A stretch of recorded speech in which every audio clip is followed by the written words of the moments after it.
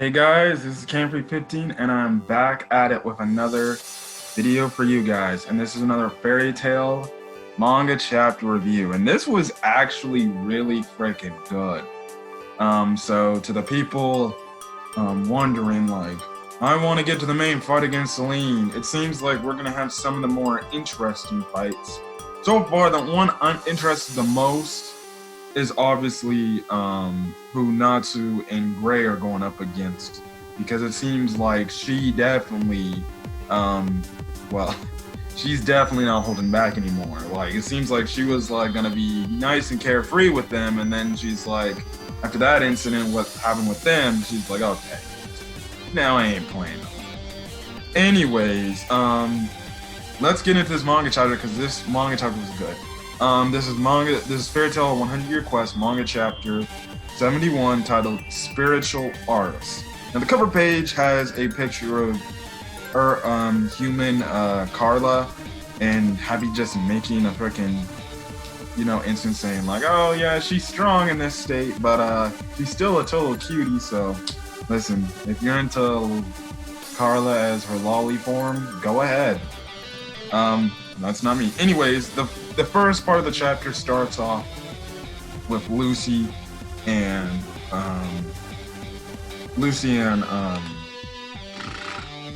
Toros versus the big buff lady. And yeah, so the thing around here is the fact that she's just really freaking strong. Like, she easily outmuscles Toros, and when Lucy even puts her star dress Toros form on, like, even, if that's not enough to overpower, this character here. Now, it's the same thing, she looks at Lucy's tits and she's like, oh my goodness, too beautiful. But unlike some characters, or like that one character from Spring and 12, who was completely, fazed by just sexual innuendos, she actually goes straight for an attack, but she uses this move called Immovable Sword, and it essentially cuts like half the trees, like literally with utter ease, and this scares the ever-living crap out of Lucy, and it seems like, she's in trouble. Now she has like, what kind of magic was that? And she goes on to say that these are spiritual arts, the power of tempering one's mind through discipline. So like I said, more spiritual arts are being brought up here, and definitely with the increased, overflowing magic of Elentier, you can actually see the destructive power of what these things can do. Now we cut over to Natsu and Gray against Snow Lady, which is, I believe her name was, I forgot, I didn't really, her name is Helene. Hold on, let me find it. No, Hakunin. Which, jeez, man, what a like introduction, in terms of the fight there. She's kind of just like, well, you wouldn't hit a lady now, would you? And the thing is, Natsu and Gray do bring up the fact, like, wait a second, it's two guys against one girl. I don't know if that's fair or not. But then Natsu's like, well, it don't matter, regardless of regardless of what the standard is, male or female, I'm still gonna beat them up if they're trying to fight me, and stuff like that. So she goes on to say that the snow fairy toys with the women sleeping in the depths of your heart, which, hold on, let me go to the past one. Yeah. They go on to the fact, but she goes on, Hakunin is like, there's plenty more people here, and they start seeing like these snow things come up out of the ground, and that's when she says that line about the people in the depths of your heart, and next thing you know, you see Juvia appear next to frickin' Gray, and he's like, Juvia, what the hell are you doing here? And then you just have Juvia being her Juvia self, where she's all over Gray, and I'm like, oh, come on, Gray, give me what you want, and stuff like that, or give me what I want. And, he's obviously flustered. But where I told, now this manga chapter came out like late last night, I totally was, when I read this for the first time, I totally lost my mind and I was laughing out loud. So it pans over to Natsu now. You would think, okay, the girl that probably might be in Natsu's heart is probably Lucy, and it's probably going to be Lucy more than not. That's going to be like Gray and Juvia going on here in this scene. No, bitch. No, bitch. This man has literally all the freaking fairy tale chicks, with the exception of Levy, Cobra's girlfriend, I forgot her name, and Juvia. So Lizana, Mirage, oh, and then the one married couple in there. I forgot their name. Yeah, so Natsu Lizana. Okay, I can understand Lizana. Mira Jane. I don't know. Okay. Lucy, of course. Kana. Okay, I guess that makes it's something. Urza, which is weird, but okay. And then Wendy. And I'm like, oh my gosh, this man's got his own harem of the freaking thing. Unless you like, you know, a character shows no affection towards, you know, Natsu whatsoever, or they're already like in a relationship, you know, it's just there. And I'm like, well, this is just exciting and it's so funny. And Gray's response to this, man, was so priceless. He's like, you have so many. Like, he's enjoying this or something like it, which I actually find hilarious from his point of view, because he's looking at this, he's like, I only have Juvia, but this guy has all the babes in freaking fairy tale with the exception, well, Wendy's a cutie. I'm not gonna say Wendy's a babe. Wendy's a cutie. But that's still funny regardless. Now Happy, he's got probably his best type of dream scenario, and that's having Toka and Carla all over him, and he's enjoying this. I know definitely this is the first time he's enjoying this, especially from the Carla's perspective, because Carla's never been that clean ER, overbearing of Happy, which I still feel like they could go that route where she starts to get jealous of him. The real Carla gets jealous of him and Toka, maybe potentially being a thing, who knows. So Hakunain says, the women in your heart soak up your lives. So obviously the woman in Gray, or the girl in Gray's heart, is obviously Juvia. And it seems from this standpoint, all the girls that are snuggling up with Natsu are the girls in his heart, which she explains later on. Now you do kind of get a non-Lucy shipping moment where the fake Lucy is like, go ahead, Natsu.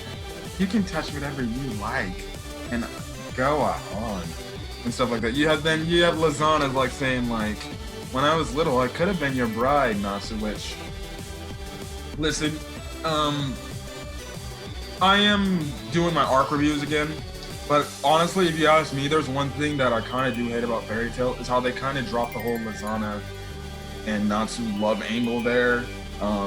You know, listen, I know they did it because Lucy was kind of the replacement in terms of his case as his second chance at getting a Lizana type character for him. But at the same time, I still hated the fact that Majima, you know, they do all this effort back in Edelus to bring her back. And you're like, oh, you probably think you might get a love triangle between Lucy, you know, Lizana and Natsu and stuff like that, where Lizana starts to like say, you better not be trying to take my Natsu, you know, to Lucy. But they kind of never freaking brought that angle up again. Like, the only other time they brought the angle up of them, like, in a relationship type of way or a, you know, shipping moment is probably, well, there's two moments. The one in the Grand Magic Games where everybody was in a freaking wedding dress or a tuxedo, and then the one part when they get captured by the Tartaros guys. But after that, they kind of really don't, her and Natsu really kind of don't really officiate with each other like they used to, which I always hated Mashima dropping that plot. That's just me. I know I'm rambling a bit, but that's just me. I always hated the fact that they just dropped the Lizana plot line in terms of her feelings towards Natsu with everything you get in the backstory between the two. I'm like, I understand Lucy's there, but you could at least make some effort to have some sort of love triangle between the three, and you just have Natsu just being more catered to Lucy, and Lizana just sees that. So maybe they could have did that, but who knows, you know. Urza here, if you're wondering why Urza and Wendy are there, now first things first, Fake Kana says nothing, so I don't know what would be her importance to the whole Natsu thing, okay, but the fake Urza is like, Natsu, let's take another bath again, like they were like messing around in the tub or something like that. She literally says, let's spend more time together naked. I'm like, well, half of the fairy tale community, well, no, not half. All of the fairy tale community would die to spend the time with Urza in the tub. Even me. Now, the fake Wendy says an interesting comment saying, Natsu is like an older brother to me. And now, you know, she didn't finish her comment, but I'm like, well, if that's the case, why is Wendy there? Naked! Well, use the fake one. And I was like, don't ask me. Listen, if you're into lollies, go ahead. I like Wendy, but I'm not gonna go all the way into, you know, lolly territory. Now you have all these freaking fake chicks just like Natsu all over him, and then stuff like that. And Hakone is like, see, typical. Men cannot refuse just women, the lust of the women, can't they? And stuff like that. I'll tell you one thing, it'd definitely be hard for me to resist, especially if you have half the fairy tale chicks all over me, wanting me like that, with the exception of Wendy. Geez, now if it's Daedalus Wendy, oh hell yes, but not Earthland Wendy. But then that's when Natsu punches the fake Lucy, and essentially he starts powering up and wipes them all away. And he's like, they're just fakes, man. I know what they smell like, and guess what? They totally smell different from the friends I truly do love, which is a nice thing to say. And obviously, it makes sense that Natsu loves everybody within his guild, which is why, with the exception of the chicks that are already hooked up with their own respective characters, even though technically you can make a case for frickin' Urza, she's a theme with Jalal, but I don't know why they added Urza. It should, if you're gonna be any more obvious, it should have just been really Lucy, Lizana, Mira Jane, I guess Wendy and Kana, since technically Urza kind of has a boyfriend, but okay. Urza and Natsu do have a close relationship, and people do ship Natsu and Urza. So, it is what it is. So that goes on, and then Ray, he wipes away his fake Juvie, and he's like, yeah, my Juvie is crazier anyways, which is pretty much true. Like, literally, she gave him a body pillow of herself. And I think it was naked from what I remember. Yeah. And stuff like that. No. Happy, he's just soaking it in. If I was high, trust me, I think that's most of the freaking people who watch Fairy Tail or read Fairy Tail. Just soaking it all in. He's enjoying himself clearly, so that's what they kind of do.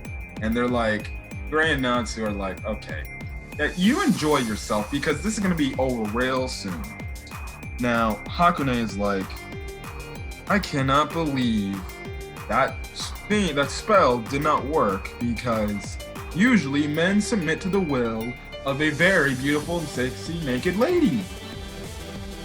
But obviously Gray and Natsu, for the time being, aren't. Well, Natsu's just oblivious, and Gray, he's obviously not as oblivious to that stuff, but he's not ready to go that way yet. She goes on to say, it is said that human feelings prevent you from striking even if you know they're dolls. This is dirty. And she goes on to say, wonderful. And then she has a new design look, or a new transformation, I guess you can say, where she's essentially she's thick AF. And two, she's definitely like half naked in a half naked state, but she's got, you know, obviously ice covering her private areas, but still, it's a pretty interesting like form she's looking like. And she's like, it seems that I, Hakune, must sap the lives out of you myself. Now I don't know what that means, but it seems like she would have, I guess, a spiritual art power to absorb your, like, I guess, life essence in a way. Maybe that's what it is, but it seems like she's definitely getting serious, and she's definitely pissed off that her first trip did not work.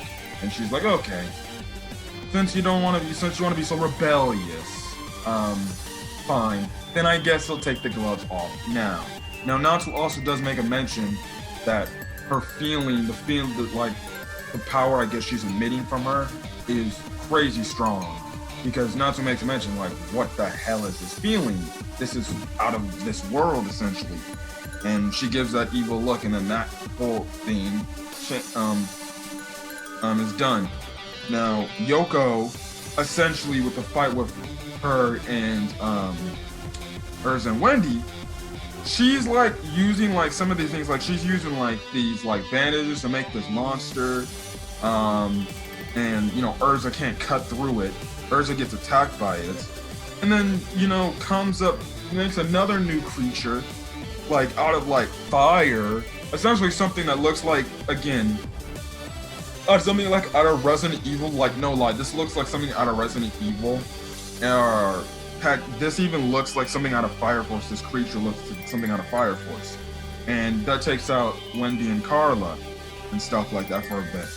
And Carla makes a mention that, you know, she's summoning, you know, these creatures one after another and giving them no chance to react and no chance to do this. Then Yoko does another thing called Enara,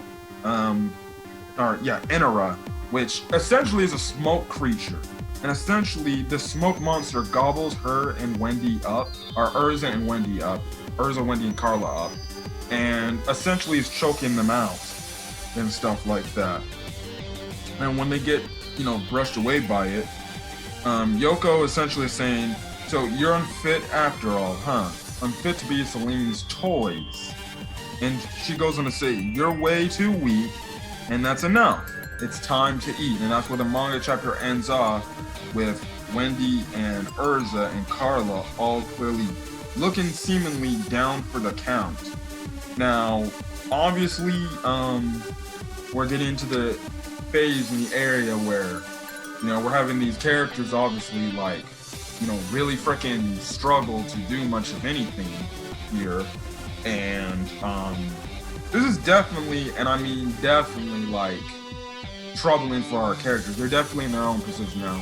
So far, you know, the girls, they're in trouble in their own predicaments. Lucy's in trouble because of the power aspect of that Moonlit Beauty God. And then Yoko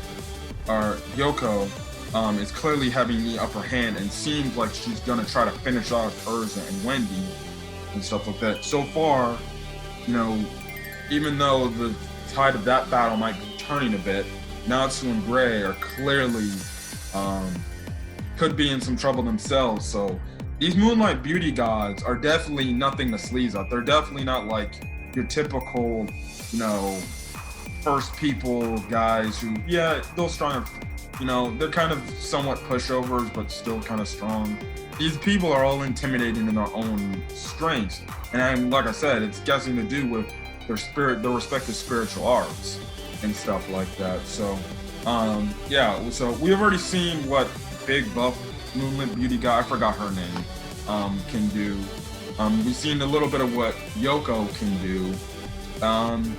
And we saw a little bit of what Hakune can do, is like make copies, or make essentially people who you treasure within your heart the most, and just bring them into a fake doll copy version of themselves. But we haven't really seen what she really can do. The crazy thing is, you know, she's an ice user, so it's like Natsu clearly has the advantage, but I figured she's gonna have to find some way to counteract Natsu's firepower and make it to where it's like, oh, guess what? You know, stuff like that. There are in a blizzard, so maybe she can be a lot, so maybe, you know, she can, I don't know, create enough snow where it could burn out Natsu's flames. So we'll just have to see where that goes. But it was a really good chapter. I enjoyed this chapter for not only all the funniness, but all the intense moments we got here. And I guess next week, or not next week, in 2 weeks, the next chapter will be coming out the day before New Year's Eve, which is December 30th. Now, I don't know if there's going to be a break. If I don't see anything, then I'm guessing they went on break. But really the second last day of the year will be the next chapter, January 30th. So yeah, that's it. But anyways, this is a good manga chapter review. This is a good manga chapter. And I can't wait to see what happens next for our characters. And the crazy thing when you think about it is like, well, Celine's like little henchmen are essentially this strong. Who knows how strong Celine is, which is crazy. Now, like I said, we still do not get any evidence to where Toka and Ferris are at yet. Hopefully we'll see where they're at soon. Maybe they might cut away for a bit to see where they are. But again, I said it in my last manga chapter. I would not be shocked if she actually got transported to where Celine was at, and Celine just kind of, got her held captive against her will or something like that. So, yeah, but other than that, that's kind of it. So, I'll get out of here. I got a lot of work to do because it's finals week for me. But, yeah, so till then, guys, I'll catch you guys in the next video. I'll see you guys later. So if you guys like the video, leave a like. Put in the comment section your thoughts on this manga chapter, anything else brought up here, and what's your thoughts about the spiritual arts that these Moonlight Beauty Gods are doing. As well as hit the subscribe button to get more fairy tale manga, or fairy tale 100-year quest manga chapter reviews. I also, put up the link to my outro. I did recently do my first fairy tale arc review in quite a while. I talked about the Eclipse Celestial Spirits arc, which is the anime-only arc when Lucy and Yukino's spirits essentially went rogue. And trust me, if you really did not like that arc, and if you really want to have and enjoy funny time with me ranting, like halfway through the arc, through me talking about that arc, please go give that video a watch. I am getting back to that. I have done previous arc reviews for the previous arcs of Fairy Tail. So my Tartaros arc is going to be coming. I don't know when, because again, I need to find time to get my notes down for that arc and stuff like that, because that is a pretty long arc. As well as I got to get myself situated to make sure, I have my information and I can make the video, upload it to YouTube. So stuff like that. But yeah, look forward to that, because I am doing that, but my fairy tale arc reviews, they are back. They're going to be they were kind of put on hold, but they're coming back. And I'm gonna have those finished. Like, the only thing I got left is the Tartaros arc to do, the Return to Fairy Tale arc, and then essentially the Alvarez Empire arc, and then I'm kind of done with that. But I'm also gonna review the fairy tale movies Dragon Cry and Phoenix Priestess. So yeah, but if that's really all the fairy tale content you can look forward to, as opposed to the manga chapter reviews. It's only like really 4 or 5 videos left in terms of me talking about the first story part of the fairy tale storyline. But yeah, anyways, guys, I'm Gallagher. Hopefully you guys have a great rest of your day. So I'll check you guys later. Until then, guys, have a great day. Peace.